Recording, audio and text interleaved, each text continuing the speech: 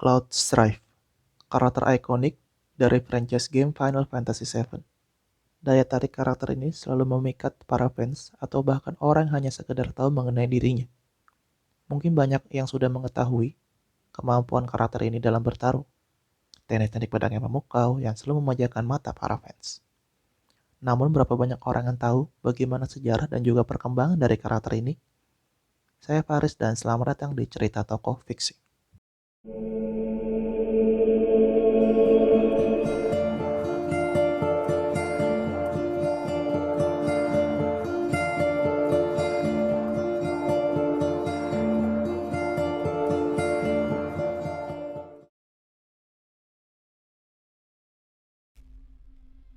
Cloud Strife merupakan tokoh protagonis utama dari Final Fantasy VII, atau sering kita sebut Final Fantasy VII. Karakter Cloud didesain oleh Tetsuya Nomura. Pada awalnya, Nomura mendesain Cloud berambut hitam pendek dan disisir ke belakang.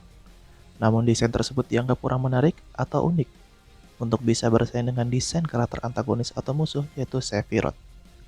Namun dengan saran dari sang kreator yaitu Hironobu Sakaguchi, penulis video game, Kazushige Nojima, produser Yoshinori Kitase, dan juga desain awal dari desainer Square Enix sebelumnya, yaitu Yoshitaka Amano. Maka Nomura merubahnya menjadi rambut blonde atau pirang dengan style jabrik. Tujuannya untuk menebak kesan modern pada diri Cloud dan juga mencocokkan dengan tema Final Fantasy VII itu sendiri. Yang mana tema dari game ini jelas adalah petualangan dengan balutan leveling sang karakter. Pilihan yang sesuai mengingat semua fans Final Fantasy kalau melihat rambut jabrik pasti otomatis akan memikirkan Cloud. Menurut Nomura, karakter Cloud diciptakan seperti manusia, bukan seperti tipikal pahlawan sempurna yang tanpa cacat. Cloud memiliki masa lalu yang kelam dan rahasia yang disembunyikan. Selain itu, terkadang sikap Cloud bisa sangat menyebalkan bagi karakter lainnya. Tapi itulah yang menarik menurut Nomura, yaitu sisi manusia seorang pahlawan. Bahkan sang penulis game, Kazushige Nojima, mengatakan kalau Cloud mempunyai hubungan yang dinamis dengan pemain, sehingga Nojima membuat skenario yang membuat pemain sangat terlibat dengan Cloud. Alasan tersebut menurut admin sangat masuk akal mengingat banyak gamer atau pemain yang cenderung memiliki sikap introvert dan memiliki rahasia yang tidak perlu semua orang tahu. Bahkan saking melekatnya ke pemain, style rambut dan pakaian Cloud selalu ingin ditiru.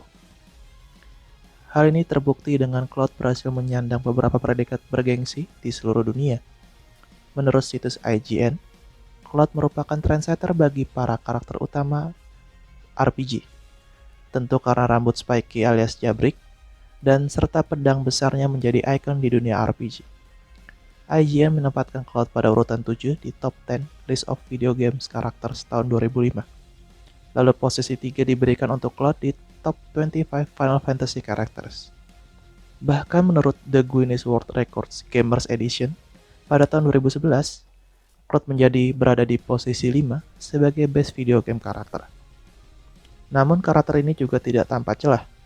IGN juga menobatkan Cloud sebagai karakter nomor 2 yang memiliki potongan rambut terburuk di tahun 2006. Ya tentu saja karena rambut pirangnya sangat mirip Chocobo.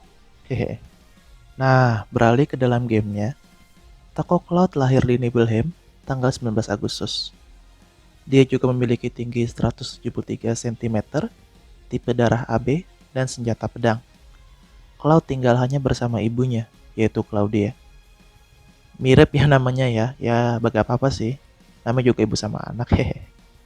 Nah, tidak jelas apa yang terjadi dengan ayah Cloud, karena dia dikatakan sudah tiada sejak Cloud kecil. Entah meninggal atau karena ditinggal pergi. Cloud hidup bertetangga dengan Tifa Lockhart.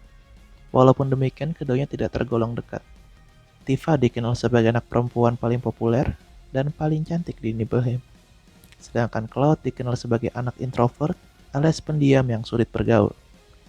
Oh iya, sebelum lanjut, sekedar mengingatkan, di sini kita akan menceritakan karakter Cloud di luar versi Final Fantasy VII Remake. Dikarenakan ada beberapa perbedaan yang akan dibahas di video ini. Di sini pun kalian mungkin akan mendengar istilah-istilah yang familiar seperti tadi Nibelheim, lalu Midgar, terus Fenrir. Itu kalian tidak salah dengar, karena di game Final Fantasy ini banyak menggunakan mitologi Nordik. Jadi please jangan dihubungkan dengan Thor dari Marvel ya. karena mitologi Nordik juga sering digunakan di beberapa game, film, dan bahkan anime. Namun di sini kita fokus sama tokohnya ya. Oke, lanjut ke ceritanya lagi. Pas masih kecil, Cloud sebenarnya mulai tertarik sama Tifa. Namun tidak jelas itu cinta monyet atau bukan. Hal ini dibuktikan saat Tifa berusia 8 tahun, ibunya Tifa meninggal. Tifa yang masih polos ingin mengecek apakah ibunya sudah di surga ataupun belum. Maka dari itu Tifa mendaki Gunung Nibel. Cloud pun mengikuti Tifa yang pergi dengan teman-temannya. Di tengah jalan, teman-teman yang bersama Tifa ketakutan dan meninggalkan Tifa sendirian. Namun Cloud tetap mengikuti Tifa sampai mereka tiba di jembatan. Saat menyeberangi jembatan, jembatan tersebut putus. Cloud berusaha menyelamatkan Tifa namun gagal. Nah, untungnya Cloud hanya mendapatkan luka ringan, tapi Tifa terluka parah dan sempat koma selama berhari-hari. Dikarenakan Cloud bersama Tifa, maka orang-orang dewasa menyalahkan Cloud. Nah, sejak kejadian itu, setelah Tifa sembuh dari koma, Cloud mengajak Tifa ketemuan di menara air. Di sini Cloud nggak menyatakan cinta ya, tapi lebih ingin mengutarakan keinginan menjadi soldier agar bisa melindungi Tifa. Yang mana soldier itu adalah pasukan elit milik perusahaan Shinra. Soldier memiliki 3 kelas, yaitu kelas Third, Second, dan First. Dikarenakan Tifa mendengar keinginan Cloud, maka Tifa berkata bahwa jika Tifa dalam bahaya, maka Cloud harus menyelamatkannya. Nah, Cloud yang masih bocah pun akhirnya bilang iya. Di situ pula, Cloud menyatakan bahwa tujuan utama adalah menjadi seperti idolanya, yaitu Sephiroth. Kemudian Cloud beberapa lama kemudian meninggalkan Nibelheim menuju Midgard. Singkat cerita, melalui game Final Fantasy VII Crisis Core, Cloud ternyata kesulitan untuk berkembang di Soldier. Suatu saat, Cloud terpilih untuk menemani Zeng dan Zack Fair dalam misi ke Modioheim. Di sini Cloud dan Zack jadi cepat akrab karena latar belakang mereka yang sama, yaitu dari daerah terpencil. Setelah misi tersebut, Cloud tidak bertemu Zack kembali. Cloud kembali bertemu dengan Zack di saat Zack sedang berada satu misi dengan Sephiroth. Sayangnya tragedi besar terjadi di mana Cloud kehilangan ibunya serta kampung halamannya. Siapakah pelakunya? Ya jelas si Sephiroth. Untuk alasannya nanti akan dijelaskan di video sejarah dan perkembangan karakter Sephiroth ya. Sekarang kita fokus ke karakter Cloud-nya dulu. Dalam kondisi penuh marah, Cloud menuju ke Nibel Reactor dan menemukan Tifa serta Zack yang sudah terluka parah. Hal itu dikarenakan Sephiroth yang melukai mereka. Kemudian Cloud memungut Buster Sword milik Zack dan menusuk Sephiroth yang sedang lengah. Di sini Sephiroth ternyata belum tewas dan segera kabur membawa kepala Jenova alias makhluk yang dianggap ibunya sendiri. Cloud segera mengejar Sephiroth dan berusaha mencegahnya. Sephiroth!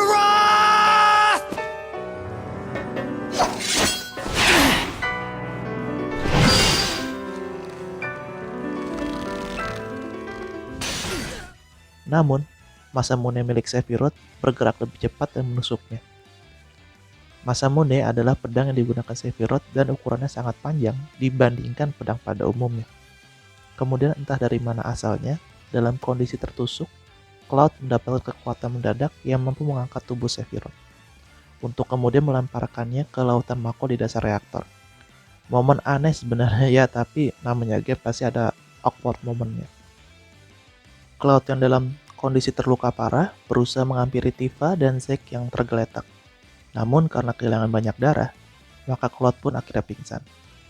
Para Turk yang sudah mengawasi mereka sejak awal langsung menghubungi Profesor Hojo dan melaporkan hasil pantauan mereka. Sekedar informasi, Turk itu semacam agen intel dari perusahaan Shinra ya. Cloud dan Zack kemudian dibawa Hojo dan kemudian dijadikan bahan eksperimen selama 4 tahun. Cloud kemudian dijadikan sebagai Sephiroth clone oleh Profesor Hojo. Sayangnya, reaksi yang muncul pada diri Cloud tidak sesuai dengan keinginan Hojo. Cloud dianggap sebagai proyek gagal. Kemudian Zack yang tersadarkan dirinya melarikan diri bersama Cloud dan kemudian menuju Midgard. Di saat menuju Midgard, mereka dikejar oleh pasukan Shinra dan Zack berusaha melawan mereka semua namun gagal dan tewas. Cloud yang dianggap tidak berguna akhirnya ditinggal pergi oleh pasukan Shinra. Dalam kondisi setengah sadar, Cloud menghampiri Zack yang sekarat. Zack memberikan Buster Sword miliknya sebelum tersenyum dan meninggal. Di saat inilah kepribadian Cloud yang introvert berubah menjadi kepribadian yang baru, yaitu kepribadian yang dingin.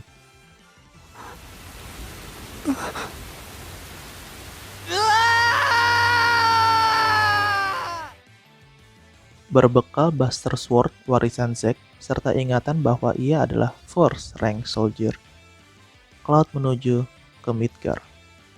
Namun sebagai informasi, ada perubahan cerita di akhir scene Final Fantasy VII Remake. Zack ternyata masih hidup setelah mengalahkan semua pasukan Shinra. Cuma di sini kita fokus di cerita originalnya ya, karena storyline-nya sudah jauh sampai kemana-mana.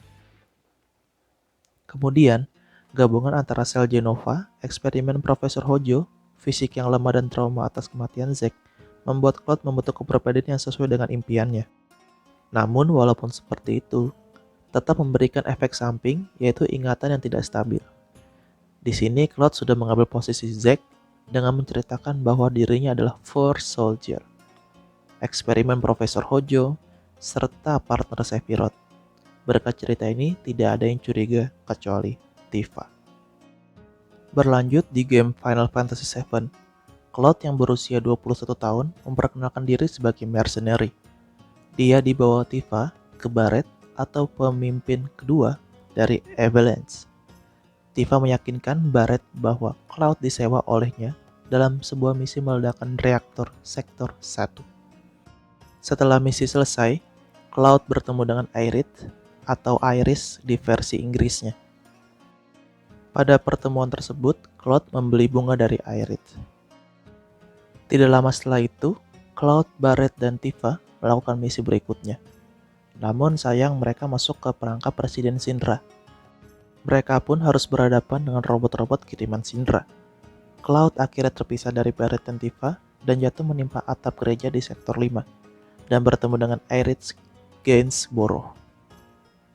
Kemudian Reno, salah satu anggota Turks, memasuki gereja dan Aerith langsung menyewa Cloud sebagai bodyguard-nya dengan imbalan kencan.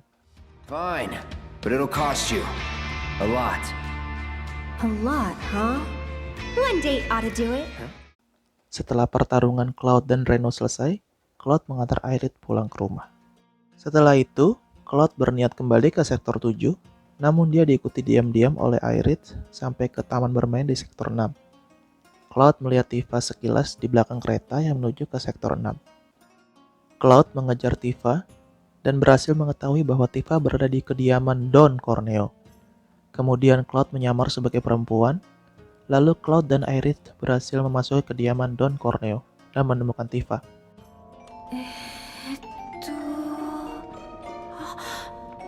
Moshikashite Cloud? お化粧してるその格好感想はいらない他に方法がなかった。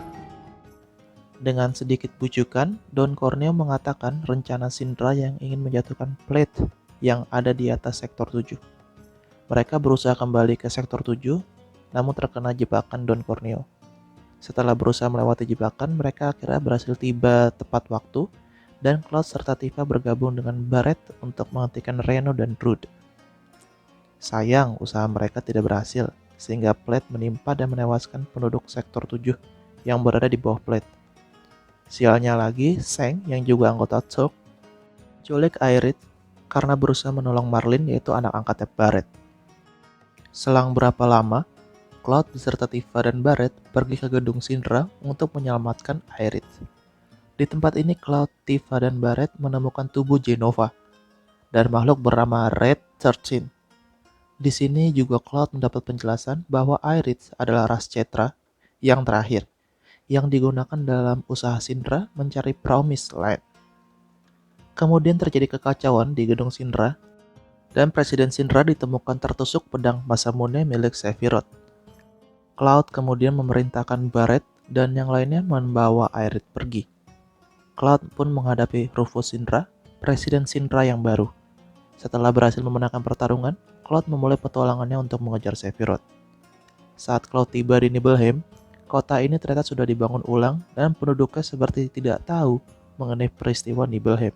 Petualangan pun berlanjut ke Rocket Town dan Cloud bertemu dengan Cheat Hightown yang bergabung dengannya. Mereka kemudian mendengar mengenai Temple of Ancients serta Key of the Ancients yang dimiliki oleh Dio alias pemilik Gold Saucer. Ini bukan Dio Brando ya, hehe. Kemudian mereka tiba di Temple of the Ancients. Mereka kemudian mengetahui tujuan Sephiroth. Tujuan Sephiroth adalah mengambil Black Materia dan menggunakannya untuk memanggil meteor. Di sini pun terungkap bahwa Sephiroth belum tewas. Singkat cerita, Cloud yang masih memiliki ingatan yang kacau dimanfaatkan oleh Sephiroth untuk mendapatkan Black Materia. Di sini Cloud pun menyalahkan dirinya sendiri. Sedikit mengingatkan bahwa kondisi ini terjadi akibat eksperimen Profesor Hojo yang menggabungkan sel Jenova ke dirinya. Bahkan ditambah kematian Zack yang makin membuatnya menderita. Dalam kondisi ini, Cloud mengejar Aerith yang sudah menuju The City of Ancients.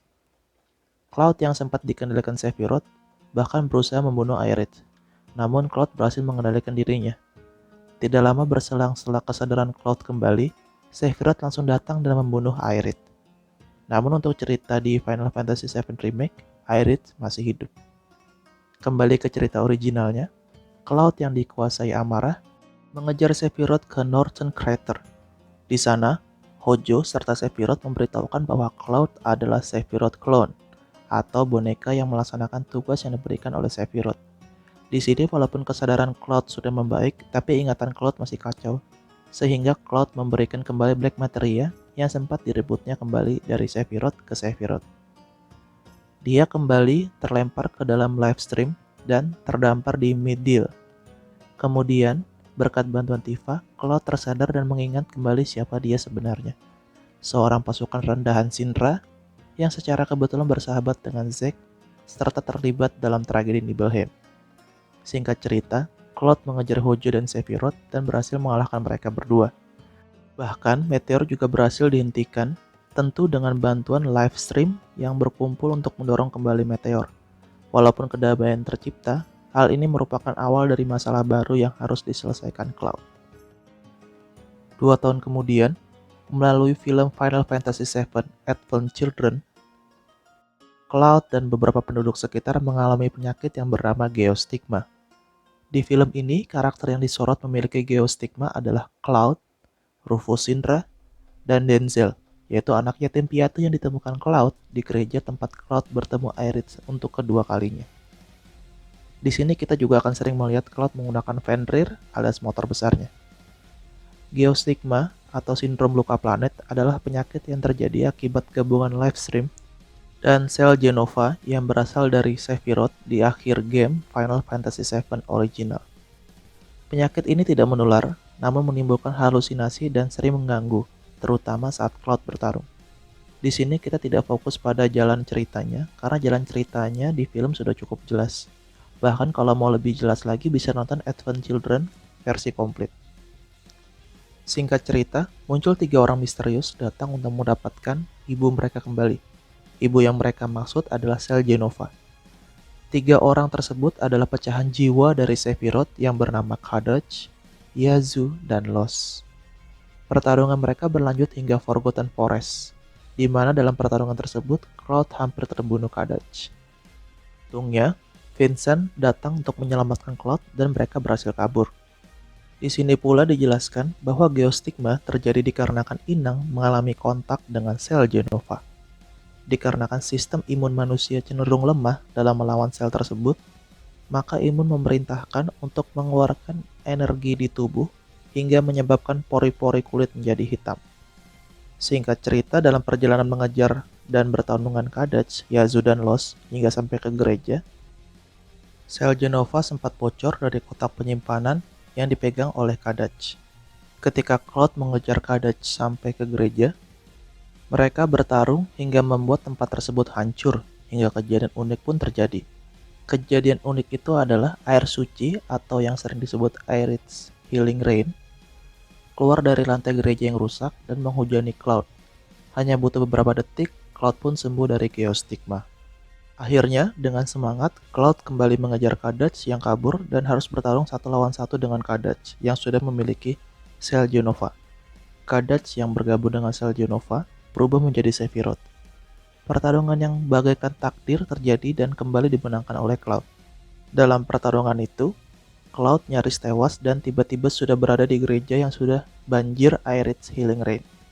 Di sana Cloud menyembuhkan Denzel, anak terakhir yang terkena geostigma. Di akhir film, Cloud seperti melihat bayangan Aerith dan Zack, dan akhirnya Cloud berkata seperti ini.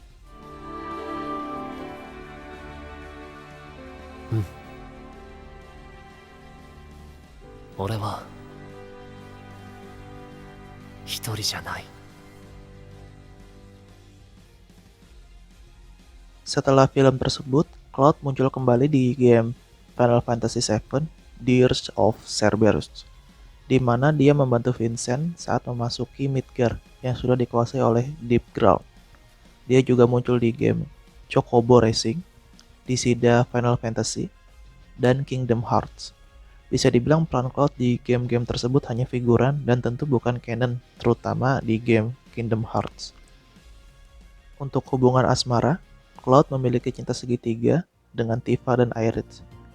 Aerith menyukai Cloud walaupun tidak jelas dia cinta atau tidak, dikarenakan dia sudah pernah bertemu dengan Zack. Sedangkan Tifa pada saat masih kecil tidak menunjukkan rasa suka pada Cloud.